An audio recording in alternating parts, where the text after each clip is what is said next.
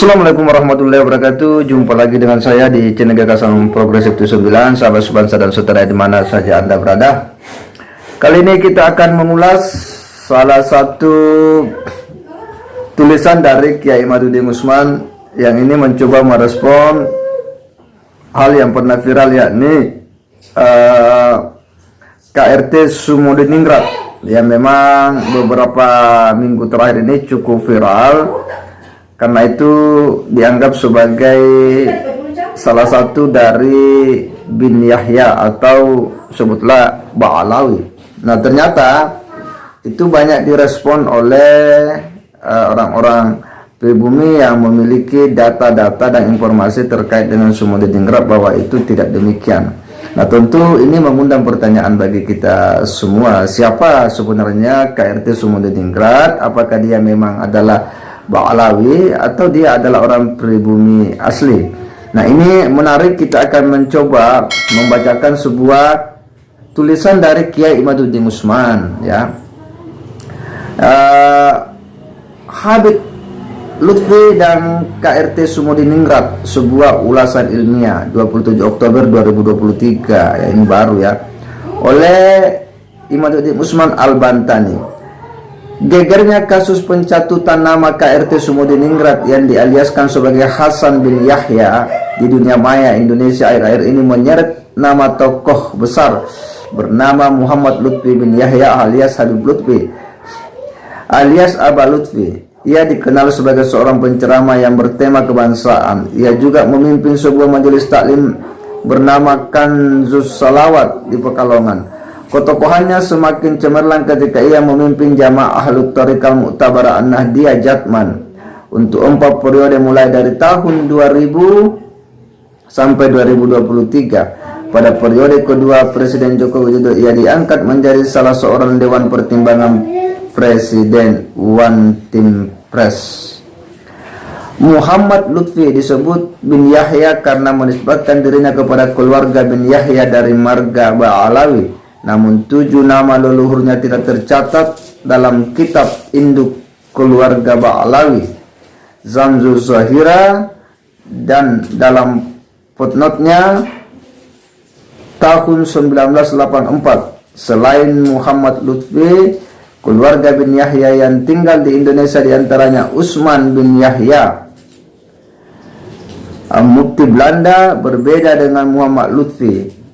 Usman bin Yahya, nama leluhurnya tercatat rapi sampai Alawi bin Ubaidillah, leluhur Ba'alawi. Kasus KRT Sumodiningrat dan tidak tercatatnya 7 nama leluhurnya Muhammad Lutfi tahun 1984 layak untuk diungkapkan karena keduanya nanti menurut hemat penulis memiliki hubungan kausalitas, di mana hal itu terkait dengan syarat pencatatan silsilah keluarga Ba'alawi di Rabita Alawiyah, atau paling tidak sebagai penguat keabsahan dan penunjang kesahihan.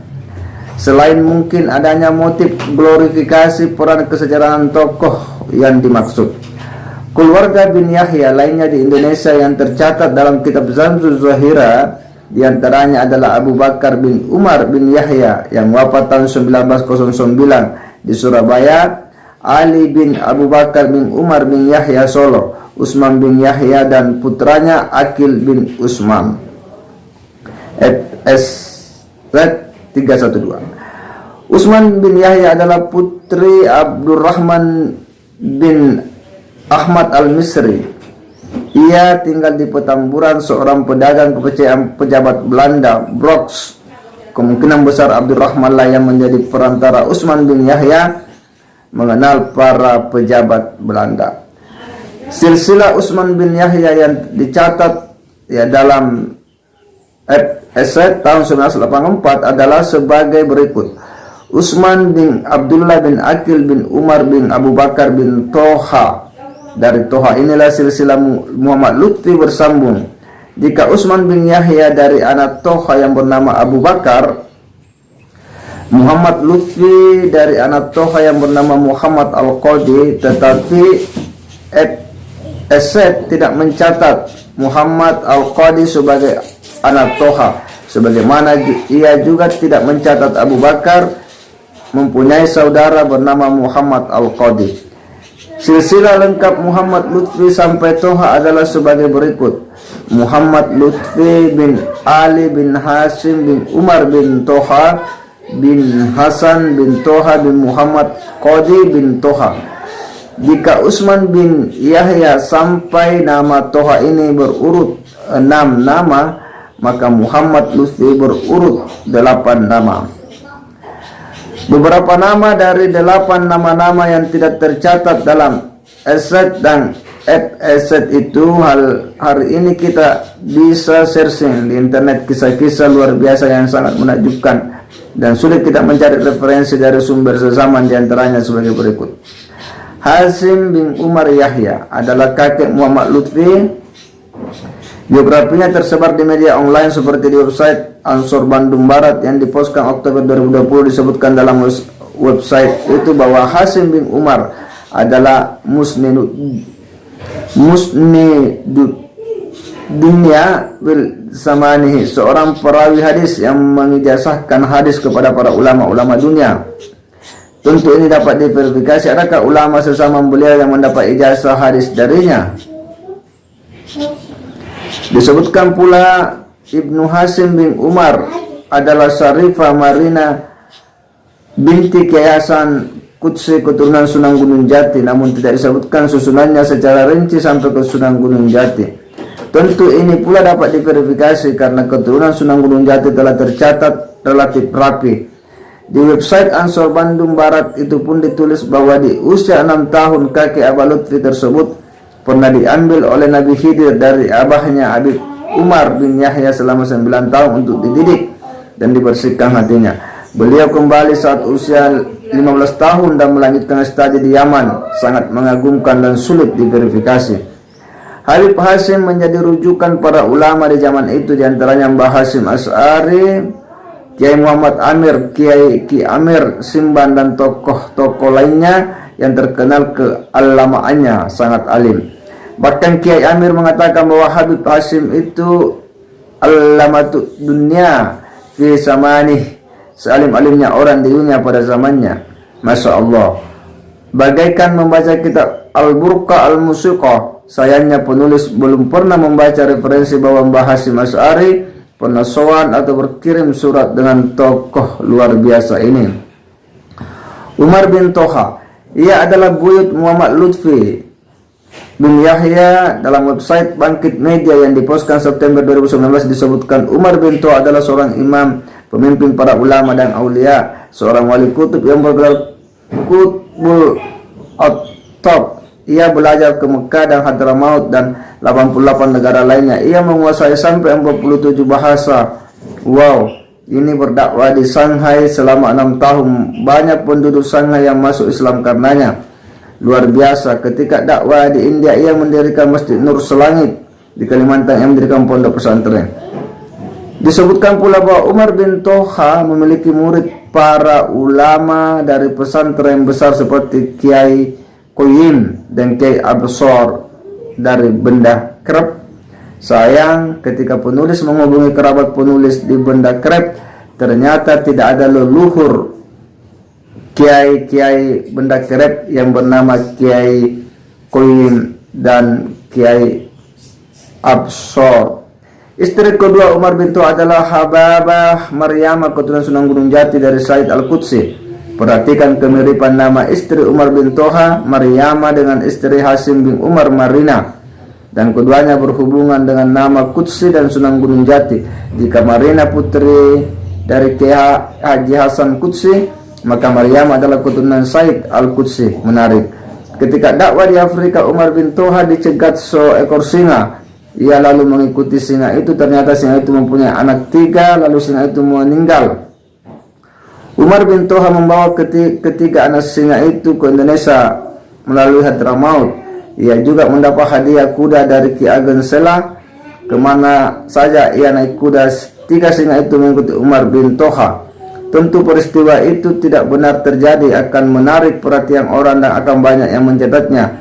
Dan hari ini kita akan dapat membaca dari sumber sezaman itu Bukan hanya itu, dari tulisan sebuah website yang diterima dari sebuah ceramah ketika haul Umar bin Toha, jika kita searching di internet nampak ada sebuah skripsi yang berjudul Peranan Habib Umar bin Toha bin Hasan bin Yahya dalam penyebaran Islam di Karang Malang Indramayu 1870-1883. Tetapi isinya ternyata tidak membahas Umar bin Toha, tetapi malah membahas perkembangan Islam di Andalusia 1912-1961 Masehi. Nampaknya ia sengaja disematkan dengan mengubah jilidnya saja agar nampak telah dibahas secara ilmiah. Kini makam Umar bin Toha dibangun mengadi Karang Malang Indramayu. Pertanyaannya, sejak kapankah makam itu ditemukan? Toha bin Hasan, ia canggap Muhammad Lutfi bin Yahya, katanya ia dimakamkan di Ciledug, Cirebon. Dalam situs online Jabar yang diposkan Megar 22 disebutkan ia seorang waliullah yang digembleng langsung oleh ayahnya yang seorang senapati Kesultanan Yogyakarta. Ia nanti akan dibahas bahwa ini keliru. Ia menuntut ilmu di antara maut, Makkah dan Madinah, lalu tinggal di Semarang.